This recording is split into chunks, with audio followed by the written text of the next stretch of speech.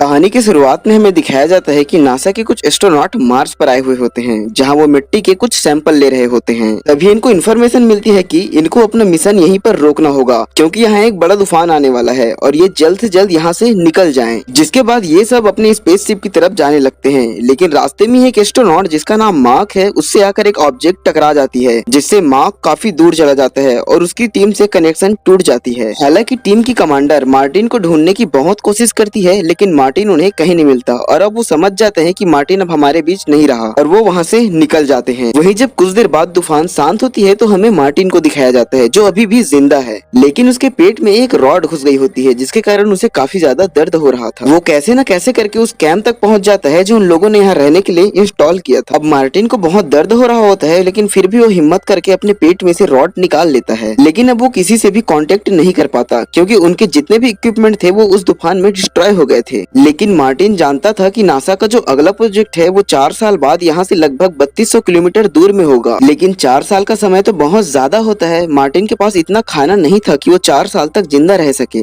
इसीलिए अब वो डिसाइड करता है कि वो यहाँ पर खेती करेगा। उसके पास कुछ आलू होते हैं जिसे वो उगाना चाहता है, इसलिए वो बाहर जाकर मिट्टी इकट्ठा करना शुरू कर देता है। लेकिन सबसे बड़ी समस्या ये थी कि मार्स में पानी बिल्कुल भी नहीं थी। लेकिन साथ ही एक अच्छी खबर ये भी थी कि मार्स को पता था कि पानी कैसा बनाया जाता है, क्योंकि वो एक साइंटिस्ट भी है। अब मार्टिन ऑक्सीजन और हाइड्रोजन की सहायता से पानी बनाना स्टार्ट करता है, लेकिन वहाँ पे अचानक ब्लास्ट हो जाती है, क्योंकि मार्टिन ने उस ऑक्सीजन की कैलकुलेशन नहीं की होती है जो उसके सांसों से आ रही होती है। इसके बाद वो दोबारा से कैलकुलेशन करता है, जिसके बाद अब पानी बनना स्टार्ट हो जाता है और उसके मिट्टी को जितनी पानी की जरूरत होती है उतना उसे मिल जाती है। और कुछ दिनों बाद ही वहाँ पर एक पहला पौधा उग जाता है, जिसे देखकर मार्टिन बहुत ज्यादा खुश हो जाता है। वहीं दूसरी तरफ अर्थ में लोगों को ये बताया जाता है कि अब मार्टिन हमारे बीच नहीं रहे और वो लोग उनका फ्यूनरल भी कर देते हैं। पर जब अगले दिन एक ऑपरेटर मार्स की फोटो देख रही होती है तो वो नोटिस करती है कि उनके इक्विपमेंट जो लोग वहाँ छोड़ आए थे उनकी पोजीशन चेंज हो गई होती है। वो इसके बारे में अपने सीनियर्स को बताती है और उनको पता चल जाता है कि मार्टिन अभी भी जिंदा है।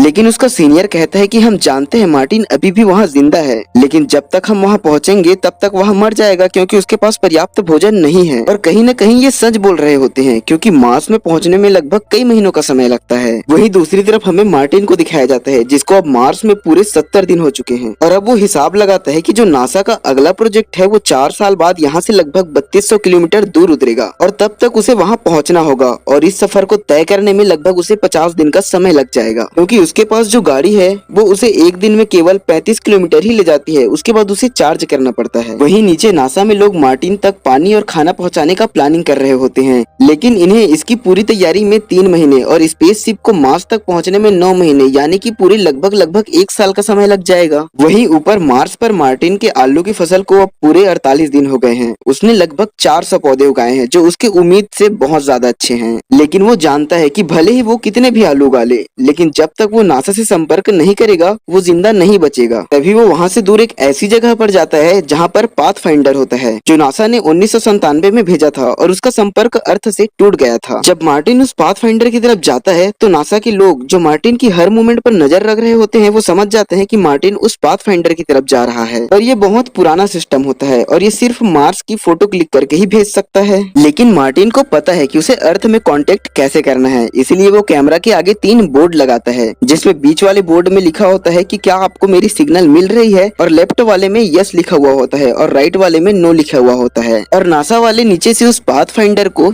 यस की तरफ मूव करते हैं, जिससे मार्टिन समझ जाता है कि नासा वाले उसे देख रहे हैं। ये जानकर उसे काफी ज्यादा राहत मिलती है और वो एक चैन की सांस लेता है। अब नासा और मार्टिन के बीच में कोडिंग के सहारे बहुत सारी बात होती है, जिसमें मार्टिन को बताया जाता है कि पृथ्वी से उसके लिए खाना, पानी और जरूरत के कुछ सामान भेजे जा रहे हैं। लेकिन अभी तक नासा ने मार्टिन के क्रू मेंबर जो अभी भी अंतरिक्ष में हैं और पृथ्वी की तरफ आ रहे हैं, उन्हें ये नहीं बताया होता कि मार्टिन अभी भी जिंदा है, लेकिन अब वे उन्हें बता देते हैं, जिसे जानकर क्रू मेंबर काफी ज्यादा खुश होते हैं। लेकिन उन्हें गिल्ट भी होता है कि वो मार्टिन को वहाँ पर छोड़ दिए, लेकिन अब ये भी कुछ नहीं कर सकते, इनके हाथों में भी अब कुछ नहीं है। अब मार्स पर सब कुछ ठीक चल रहा होता है, तभी मार्टिन ने जहाँ पर आलू की फसल उगाई थी वहाँ पर अचानक एक ब्लास्ट हो जाता है, जिससे सारे फसल बर्बाद हो जाते हैं। मार्टिन अब दोबारा वहाँ पर खेती नहीं कर सकता, क्योंकि जो वातावरण खेती के लिए बनाया गया था वो पूरी तरीके से नष्ट हो चुका है और साथ ही साथ वो सारे इक्विपमेंट भी नष्ट हो चुके हैं, जिससे दोबारा ऐसा वातावरण बनाया जा सकता था। और हिसाब लगाया जाता है कि मार्टिन के पास जितने आलू हैं उसे खाकर वह तब तक जिंदा नहीं रह सकता जब तक उसके पास अर्थ से मदद पहुंचेगी। इसलिए मार्टिन डिसाइड करता है कि जो खाना वो दिन में 2 बार खाता था था अब उससे वो एक ही बार खाएगा ताकि वो जिंदा रह सके। तभी हम नासा को देखते हैं जो रॉकेट लॉन्च कर चुके होते हैं जिसमें मार्टिन के लिए खाना और कुछ जरूरी चीजें हैं। लेकिन तभी एक बहुत बुरी खबर आती है कि ये रॉकेट कुछ दूर जाने के बाद ही ब्लास्ट हो गई है और वो सारा खाना भी वेस्ट हो जाता है। अब मार्टिन तक कुछ नहीं पहुंच पाएगा, इसलिए ये सारे लोग बहुत ज्यादा सैड हो जाते हैं। और जब मार्टिन को इसके बारे में पता चलता है तो वो भी काफी ज्यादा डिसअपॉइंटेड हो जाता है। लेकिन मार्टिन नासा को मैसेज करके बताता है कि मैं हार मानने वालों में से नहीं हूँ, मैं आखिरी सांस तक कोशिश करूंगा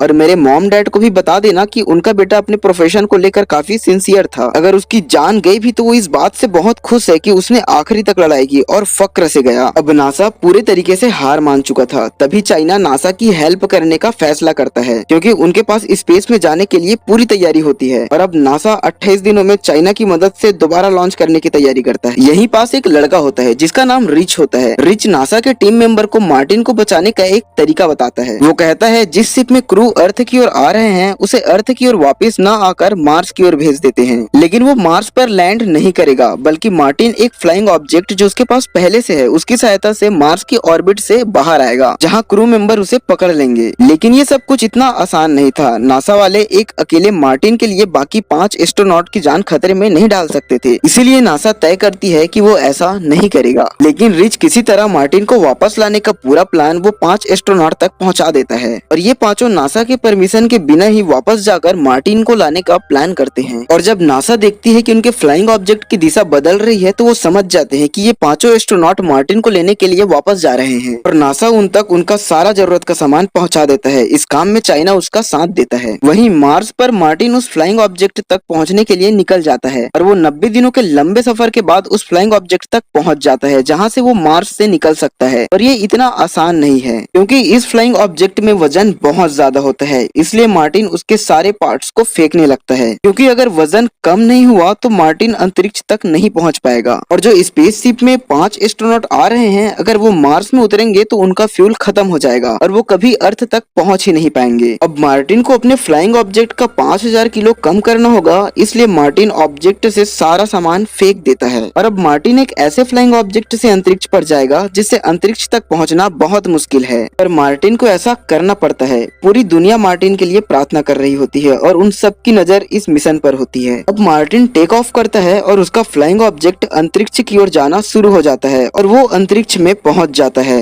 उसके साथ ही उसके साथ रेडियो के सहारे कांटेक्ट करने की कोशिश करते हैं, लेकिन मार्टिन दबाव की वजह से बेहोश हो जाता है। लेकिन अच्छी खबर ये होती है कि कुछ देर बाद ही मार्टिन को होश आ जाता है और वो सारे लोग खुश हो जाते हैं। पर यहाँ पर एक और मुश्किल आ जाती है। मार्टिन की स्पीड बहुत तेज होती है और इतने स्पीड में उसे पकड़ना पॉसिबल नहीं है। मार्टिन बोलता है मैं अपनी स्पेस सूट पर छेद करूंगा और जो उससे हवा निकलेगी उसके सहारे मैं अपने आप को दिशा दूंगा और तुम तक पहुंच जाऊंगा। लेकिन उसके साथ ही उसे ऐसा करने से मना करते हैं। तभी हमें फीमेल कमांडर को दिखाया जाता है जो एक फ्लाइंग चेयर में बैठकर मार्टिन की तरफ जाती है, लेकिन रस्सी छोटी होती है जिसकी वजह से वो मार्टिन तक नहीं पहुंच पाती और मार्टिन अभी भी उससे काफी ज्यादा दूर होता है। अब मार्टिन अपने स्पेस सूट में एक छेद कर देता है जिससे हवा निकलने लगती है और मार्टिन उस फीमेल कमांडर तक पहुंच जाता है। अब मार्टिन बहुत ज्यादा खुश होता है क्योंकि वो रेस्क्यू कर लिया गया होता है, उसकी जान बच गई होती है। तभी एक मूवमेंट होती है जिससे मार्टिन का हाथ फीमेल कमांडर के हाथ से छूट जाता है, लेकिन जल्द ही वो कमांडर उसकी तरफ एक रस्सी भेजती है जिससे मार्टिन पकड़ लेता है और फाइनली मार्टिन उस स्पेसशिप के अंदर आ जाता है। और अब सब लोग बहुत ज्यादा खुश होते हैं क्योंकि उसका मिशन सक्सेसफुल हो गया था। अब मार्टिन को सभी साइंटिस्ट का हेड बना दिया जाता है जो उन्हें सिखाता है कि अगर आप किसी प्लेनेट में फंस जाओ तो आप वहाँ कैसे सरवाइव कर सकते हो। और इसी के साथ ये मूवी बंद हो जाती है।